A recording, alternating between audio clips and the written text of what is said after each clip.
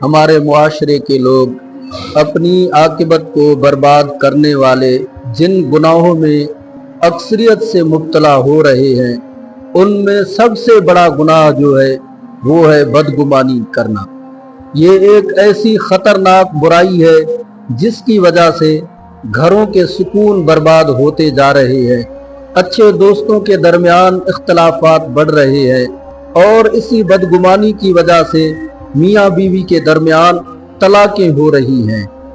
یہ اختلافات، یہ دوریاں محض اسی لیے ہے کہ ہم بغیر تحقیق کیے سنی سنائی باتوں کے پیچھے لگ جاتے ہیں، اور بدگمانیوں کی وجہ سے یہ خرابیاں پیدا ہو جاتی ہیں۔ اللہ کریم نے ہمیں بدگمانی کرنے سے منع فرمائی ہے۔ رب فرماتا ہے، یا ایھا الذین آمنوا، اے ایمان والو، اجتنبوا کثیرا من الظن، کہ بے شمار گمانوں سے بچ کے رہو، ان بعد الظن اسم، تحقیق بعض گمان جو ہے وہ گناہ ہیں۔ یہ سوشل میڈیا کا زمانہ ہے، اس زمانے میں ہر کوئی تقریباً اس بدگمانی کے گناہ میں مبتلا ہوتا جا رہا ہے۔